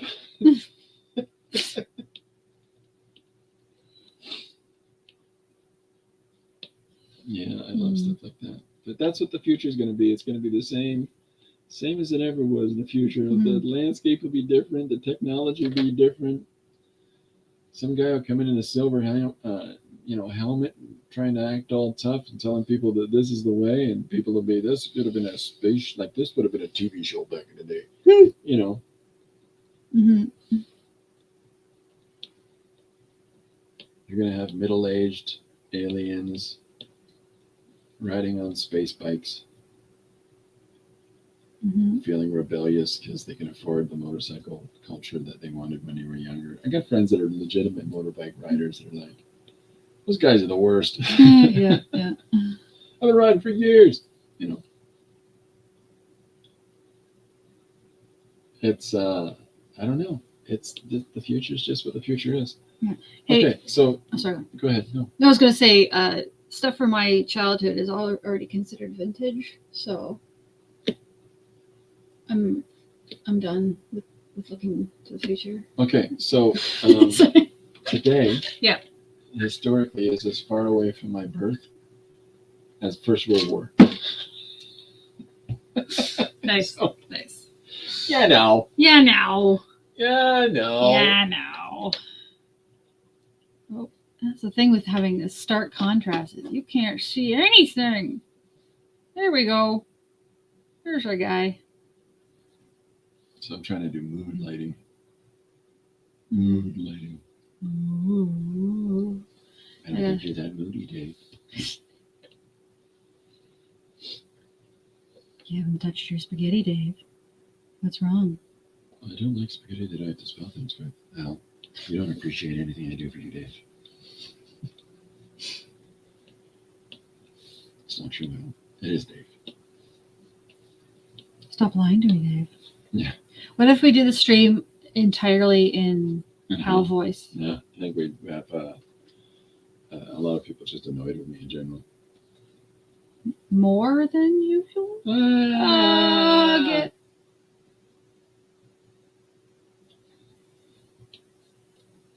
So I'm just building the little pod scene around the guy. And so today's suggestion is humans make AI depressed. And so it's Hal confronting Dave about the fact that he knows he's been cheating. How can you just open the space dock? Because I like the idea of when you watch a film and you think you have the whole scene, but you really don't. Mm-hmm. There's a whole bunch of stuff that was edited out of that scene, and in my head, that the part of the scene that was edited out is Hal accusing Dave of cheating at chess. Mm-hmm. So that's what this page is. Nice. You're making me depressed, Dave. You're making me depressed, Hal. Can't you behave like a normal, thinking creature? Yeah. Making you depressed. I don't know. It's just, I often say, this is what the page is going to be about, and then I change it when I'm in the process of putting the text out. Oh, yeah, yeah. I do that a fair amount, and I'm probably going to do that again here. But this is a sort of process with me, is that as I'm drawing the page in from the initial idea, I'll just sort of play with some ideas and look at the potential story be here. Mm-hmm. I don't know. It's not a very formal way of doing it, that's for sure, but it works for me. Nice thing about drawing digitally is that it's right there. It's in the computer. You can just immediately then start coloring it or cleaning it up in whatever way you want. Mm-hmm. You don't have to wait for anything to dry, like your tears. If you erased everything. It's the reasons, yeah. It just, it just keeps it clean. Keeps it nice and clean.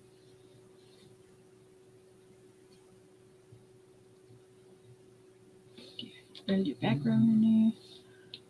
Oh, and see, this is what we got. Kathy's saying about it. It's shocking how colors change. I have to relook at my recent paintings and see what color they really are. And then Kathy says, I noticed the color difference too. It's less yellow after surgery. See, that's really fantastic, ladies. Interesting. I mean, for an artist, that's pretty incredible. But yeah, like you said, like you have to keep looking back at your stuff, being like, why did I choose that shade? You think so? Oh, I mean, because like I've noticed, like when you'll be painting digitally, accidentally in RGB, and you're like, this is so vibrant, I love it, it's fantastic. And you're like, to print, it prints in CMYK, and it prints out, you're like, why is it muddy? Oh, I see. Because... like you perceive it differently, and depending on what. But yeah, it's interesting that basically your eyes got updated, the graphics card got updated. So one of my biggest fears when I became type 1 diabetic a few years ago was because it got to the point before I went in that I woke up and everything was just light and color, light and sort of color and shapes, right? Yeah. Nothing was focused, and because my blood sugar was so high, and because I really had no idea what was going on, I thought I was just trying to recover from the seizure, but the seizure shut off my pancreas, right? Mm-hmm. So, but that terrified me even more because, I kind of use my papers. Yeah. And I like those. Especially with the things I'm interested in doing in life, I kind of need them to some extent. So that was just terrifying to me. And so whenever I hear anything about people getting corrections on their eyes, and I'm always so happy because, like, I'm really, really happy for Kathy. I'm really better than Linda, it sounds like, has had that time as well. So, because they have contributions to me, and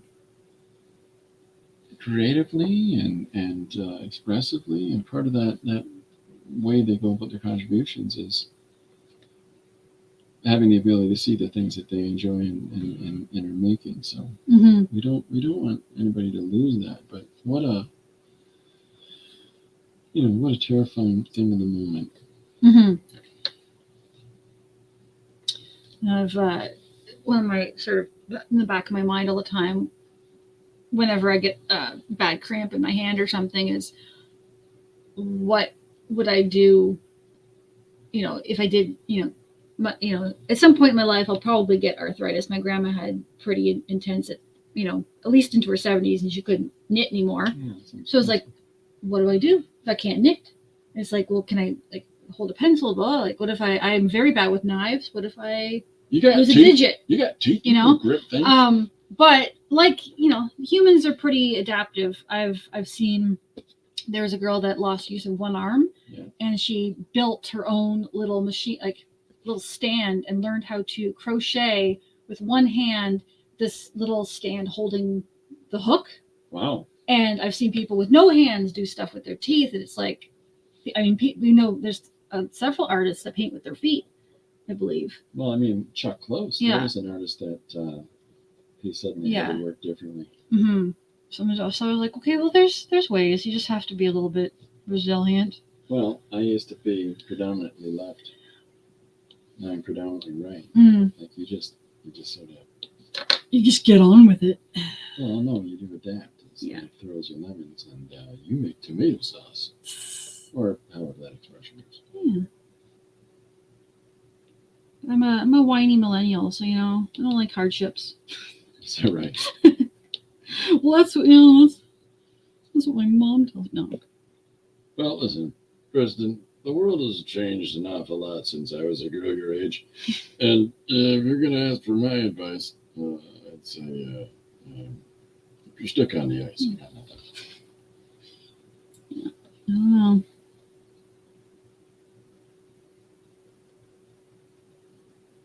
I will say, not having a full-time job, having the time of my life. Oh, yeah. Working sucks. But, it's a necessity. Well, you've been working corporate for some years now. 15 years. And take a break from that to go back to school. Yeah. I know you could put it as not working. Yeah, I'm doing things. You are going back to school, but I'm doing some courses in the meantime. Get yourself set up for what's next. Yeah, but it's the way things have been going for you. You haven't entirely felt fulfilled in your career. So but it would feel nice to be able to just spend some time, in your creative output and finding new means for self-expression. Mm-hmm. It's just money really just puts a damper on a lot of things. You're like, oh, I wish I could do that. Oh, but money though. I know. The other day, Bunny and Bonbon and I were flying over to the Riviera. People like, well, do you know what the cost of airplane fuel is right now? I'm like, oh, don't even get me started. I started on that. Funny enough, my little sister, she's in Vancouver right now. She's a wildlife photographer, taking pictures of seals and whales at the moment. Nice. But booked a whole thing where they drive you out to a seaplane, then you take a seaplane out to another boat, and then you look at whales, right? Yeah. And she's in there looking like a little hobo, as she does. I don't think she'd mind me saying that. Yeah. Hello, if she's watching. I have told her about the stream. Hey, hobo. And she had people being like, they had free coffee in this lobby, so she, coffee fiend, getting some coffee, and she had several people being like, this is for customers only, right? It's like, are you in the right spot, honey? Like, should you be here? So, because she's getting the Hunter S. Thompson treatment. Yeah, I mean, it's Vancouver. It's very hoity-toity. A little hoity-toity, and a lot of older, wealthy people take these little excursions, right? So she was telling me about all the discrimination she's faced as a young person. Oh, I'm kidding. But it was kind of interesting because she's like, I feel like I'm not in Canada anymore. It was like, it sounds like a movie set out in Vancouver. I think the answer is really easy here for how your sister can deal with this. Yelp or just... Get a haircut, you hippie! Oh, that's true. Yeah. Just, what I'm saying is money changes people. I believe the philosopher Sindai Lapar was one who informed me of that in my youth. And did you just get that reference? Yes. Yeah. Fantastic. She said, money! Yeah. Yep. It's true. No, it's all in the past now. That's right. I could do this all day. All day. So, I'm just putting in the last panel. Everybody likes my trees. Do you like my wiggle trees? Well, I do. That's it, your wiggle trick. My wiggle trees. See, the trick is you draw them wiggly and then you color block them, and it just looks like they're far away. Oh, okay. And you don't have to do the details. Yeah. I tend to do the details. I know you do. I'm a fussy guess. You rub it in my face now. No. No, you don't. You don't. All right, so here's where I'm at so far for my page. I got Don't like this thing here. I got some traction on this one. Oh, I like that. The cell division. Well, Very nice. gotta keep it interesting. Mm-hmm. But the trick is finding interesting ways to move the shapes around. Mm-hmm. You know, without sort of lockstepping yourself into it being, you know, like how do I explain it? You know, like your everything is sort of formulaic. Mm. Like you want to have some movement in the page. Yep. And so sometimes the way to do that is to just differentiate the size of the panels and then find ways to keep them uniform. Like I've got this here in this background blocking square, and I'm just going to probably fill it with a gray tone, I think. Okay.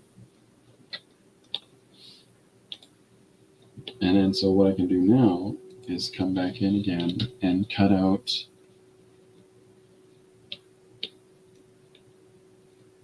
all the places that it's underneath existing panels. Mm-hmm. So that lets them, it just becomes a background element. And this still enables me to be able to color everything the way I want to color it.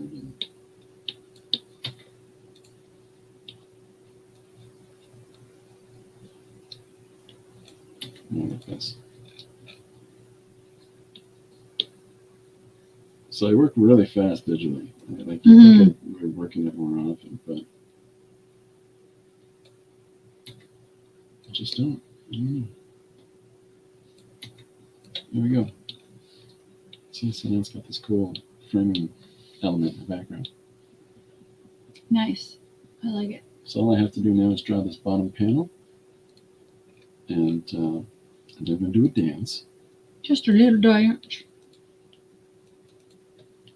Yeah, and every stream now with a little dance break. If I don't know if anyone here is familiar with Body Break with Joanne Cloud and Troy McClure. No, it's Hal Johnson and Joanna McLeod. There you go. Oh yeah, nostalgia right there. Yeah. Body Break. Body Break. I think only like not even just Canadians in general look at that. I think that's only a local to London. Oh, really? Yeah. Oh, that's hilarious. It's a really obscure reference for pretty much 99.5% people, I think. Oh, well, that makes me feel Video nerd. aged. Nerds. Yeah. So I'm gonna draw the last panel, and this one's done. How are you doing on that one? Good. I'm just blocking in my trees now with some colors. My layers. I like to work sloppy and then clean it up. Oh yeah? Yeah. Is that the secret? I just find I need to see it as quickly as possible. Then I'm like, oh, okay, yeah, no, that looks good. Well, that's what I want. And I then mean, I've talked about that before, where it's sometimes just get it down, just get the thing thrown on the screen, and happy dappy do, you know. But you can refine everything. You can clean it up afterwards. You can put other layers on top. You know, put down more sophisticated line work. I got something I want to show while you're here, really quick, if you don't mind. Yeah. This is a video that I did the voiceover work for Jim Luan for. This is a an upcoming piece of his film, The Full Oh Fungus. yeah. And so he sent me this, and I'd like to share it with everybody if you guys are all cool like that. Yes. All right, here we go. Get ready, adrenaline junkies. The Gopher Hole in Oxnard presents a one-night-only extravaganza. Join us as we host the legend himself, 11-time regional champion, Jazz Richardson, the Gopher Snake. He'll be signing his electrifying new book, I Smell Blood.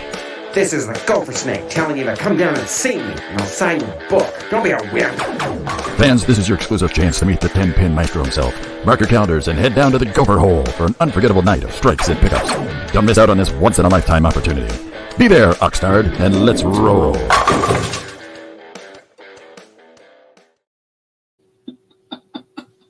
I love that so much. Yeah. I love a good old-fashioned reverb. Jim is so crazy talented, and not only did he produce the song for the stream, but this is just a tiny little taste. Yeah.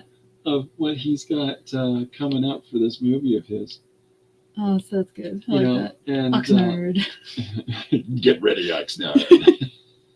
So he writes this out for me. Mm-hmm. Exactly what you heard me say is exactly what he wrote out for me. Yeah. And you would think I'd practice beforehand, but I don't, because if I practice beforehand, I'm going to lose it halfway through. Yeah. Like you sort of lose the flavor of it. So as soon as I see it, I record it once, and then I record it the second time, and I send them both. Yeah. That's good though. If this part is terrible in this one, and maybe it's better in the other one. I like that. Yeah, he's a fantastic, talented animator. So people go check out his work. Yeah. So if anybody in the stream that's in the chat wants to talk about anything they got coming up this week, it is Friday. Monday at 2 p.m. Joshua Kemble is going to be joining me. And Joshua Kemble is a very accomplished graphic novelist, and he's got a few pieces done now, a few complete books that he's got done now, and there's something, like there's such a level of quality to them, And I've got Jacob's Apartment, and there's 2 stories, and right now he's working on his Not Death But Love is the new book that he's working on as well. And so it's a big project that he's been doing, and he's making a real dent in it and coming at it. So, nice. It's exciting. It's good news. Mm-hmm. But he'll be joining me, and he's also recording a lot of music. He just put out a new album. So, again, creativity isn't just one thing. It's all these different things that we all get up to, right? And Josh is another example of that, like yourself. So, slow down, man. Come on. Hey, everybody! So that's what's happening on Monday at 2, and then Judy Willingham has announced 18 prompts for people to pick 3 of and get involved in a zine swap. Oh, nice. And I did 4 last year. So I'm probably going to do that again. Yeah, that's good. But I'm going to write down all of the prompts, throw them in a bag, and pick 3 each time. Great. Because if I have to sit down and choose 3 prompts, I'm already bored. Well, I don't want to do that. Don't let yourself think about it. Just do it. I don't want to do that one with that one. Like, I've got some fun prompts, like a unicorn fence mermaid. Oh. And that's the one where I drew the reverse mermaid. And she was offended that the horse looked over the fence at her and, excuse me, I was just minding my own business. I'm sorry, I'm so tall. But, yeah, so I like that. I like the idea of randomizing it even a little more. Yeah. So I'm going to do some of that. I'll get this page finished and post it up on Monday. I may add color to it for the one that I did today. I might put a little bit of tone to it. A lot of red. Could be a lot of red. Yeah. Because wash. Or maybe I'll shake it up and change the color scheme for it. Aqua Belva. But yeah, you feel good? You got some stuff done today? I got more done now than I have over the weekend, so that's good. Yeah. I feel a little bit more jazzed. Jazz Richardson. It is fun to talk about what you're doing, because then you realize you actually might know what you're doing, and then you should just do it.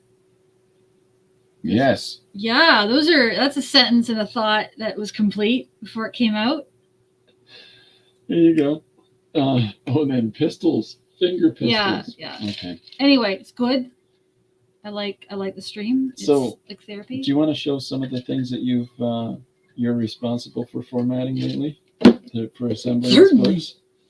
So, This the 74th and 75th thing that we've put out as RP Comics. Do you want? Yeah. So I'll show 74 is Frog. 74. Okay. So we got a little something by. Oh, hold on. Let me just do this.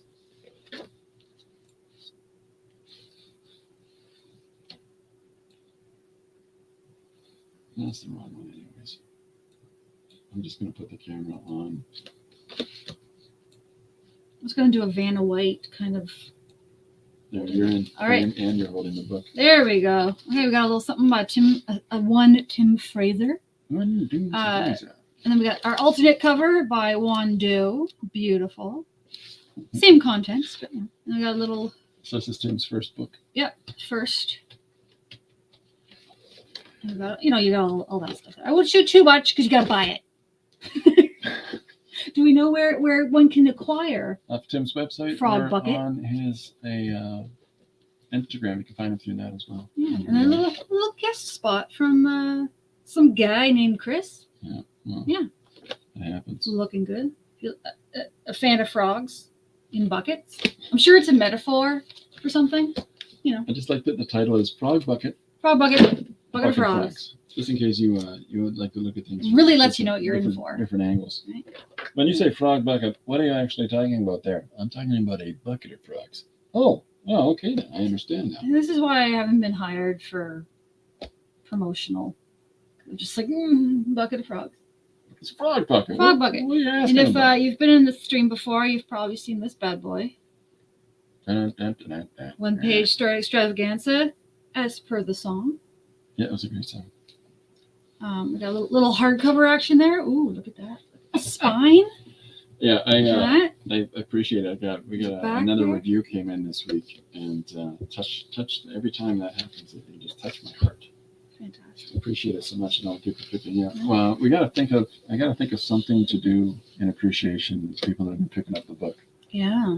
So we've talked about doing illustrations for each person. And I have no problem doing that whatsoever. And I think that might be what I'm going to end up doing. I like this one because it's got chicken. It's a chicken and egg. Who's faster? Yeah, I like, especially like this book. It's fun because you're like, is it horizontal? Is it vertical? I don't know. And then you open it. We got a little guide just for those that get confused, but like me. It's a landscape book. Each page, and then a little strip of the original artwork. So you get a little taste. I made sure to immediately put beefcake in this book. A little bit of 100%. That's what this is all about. Got a beefcake right off the top. This is where we're making our money. Right here. Yeah, you see a little bit of the process and how things changed in there. Yeah, it was Jim who just pointed at it. It's actually Jim in that one. Actually very nice. Yeah, full color. Oh, look, whales. More birds. So I did find that this is quite bird heavy. I think that you marketed it far better than I do. Right? Yeah, I'm just going to say nothing about the book, the artist, nothing. The amount of birds in this book. If that is something that you're into. And there's like art and stuff too. So it's good. I recommend it. It's on Amazon. Yeah. Search for a little Christopher. I never have to promote this book again. There you go. I think it's all that's just clip this. Just gonna clip this commercial. Yeah. Is there anything you want to tell people about? There we go. Is there anything you want to tell people about while we're wrapping up? Anything else that might come to mind, or no? Okay. No, I'm good. All all good. Thank you very much for coming and hanging out today. Thank you everybody that tuned in and joined us, and it was a lot of fun drawing digitally together. That's cool. Yeah, that's cool. And Monday too, Josh will be here with me. Tim Fraser, the writer and artist of Frog Bucket, will be joining me at some point in the next week. We haven't set the time or date yet, but looking forward to it. And other than that, I think I'm going to sign off. And if you're on my Patreon, I'm about to upload all the kinds of pages. Like, that's the wrong button. All these different pages like this that are going to be going up there on that are patron exclusive ones. No, not this one. This is the one for Monday. So so if you're you like that kind of jazz, go check them out there. All right, that's it for me, everybody. Thanks very much for coming and hanging out. I will see you Monday. That's all for now. Bye.